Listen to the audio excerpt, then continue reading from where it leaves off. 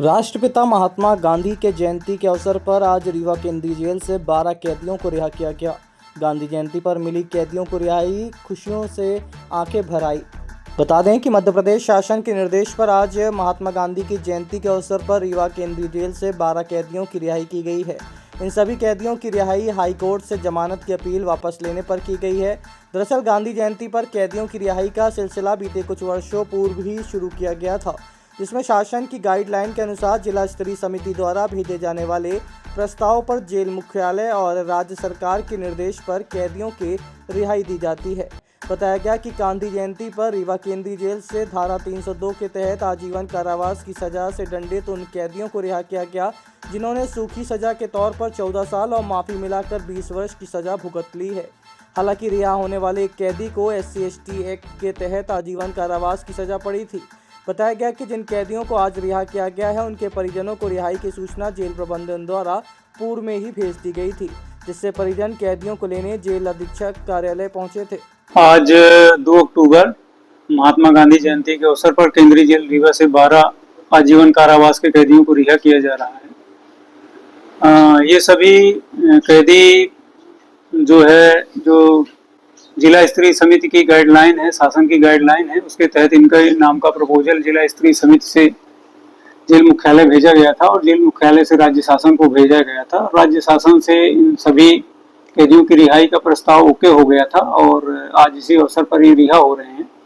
इनमें से 11 कैदी हत्या के मामले में आजीवन कारावास की सजा भुगत रहे थे और एक कैदी SC/ST एक्ट में आजीवन कारावास की सजा भुगत रहा था। इन्होंने जो शासन की रिहाई पॉलिसी है उसके तहत जो निर्धारित मानदंड है उनको पूरा किया है और इसके तहत आज इनको इस जेल से रिहा किया जा रहा है। सर, ये जो चयनित होते हैं केवल मतलब एक संख्या है 12, इसके अलावा भी कई लिस्ट गई होंगी आपके यहाँ से कि 12 गई?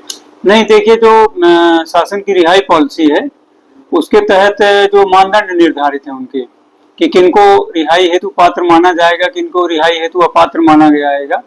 तो वो पात्र कैदी जितने होते हैं उनका पूरा एक लिस्ट बनती है, जेल से स्क्रूटनी होती है। तो जिला स्तर पर एक कलेक्टर महोदय की अध्यक्षता में समिति बनी हुई है। वो समिति इसका परीक्षण करती है और परीक्षण करने के बाद जब समिति इन नामों के प्रस्तावों को सही पाती है, उचित पाती है और पात्र पाती है, तब इनके अनुशंसा सहित जेल मुख्यालय भेजती है। जेल मुख्यालय में भी एक समिति बनी हुई है। जेल मुख्यालय की समिति भी इसका पुनः परीक्षण करती है और अपनी अनुशंसा सहित राज्य शासन को भेजती है और राज्य शासन स्तर पे भी समिति बनी हुई है, वो भी फिर इसका फाइनली परीक्षण करने के बाद इनके नामों को हरी झंडी देती है, तब ये बंदी रिहा होती है। अब आपके रीवा शहर में खुल गया है रिजॉर्ट डी विजय विलास, रीवा का सबसे भव्य वेडिंग और इवेंट डेस्टिनेशन। अब रीवा में भी करें डेस्टिनेशन वेडिंग का सपना साकार। The Vijay Vilas hotel and banquets, Rewa का सबसे बड़ा और शाही वेडिंग वेन्यू जहां हर आयोजन एक यादगार अनुभव बनता है।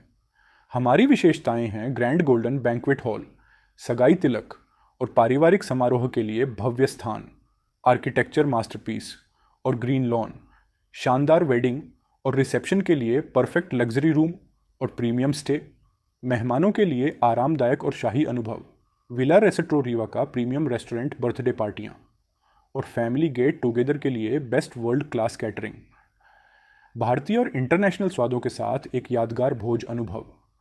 अब भव्य शादियां और इवेंट्स के लिए दिल्ली, जयपुर या उदयपुर जाने की ज़रूरत नहीं दी। विजय विलास में रीवा का सबसे शानदार वेडिंग एक्सपीरियंस पाएं।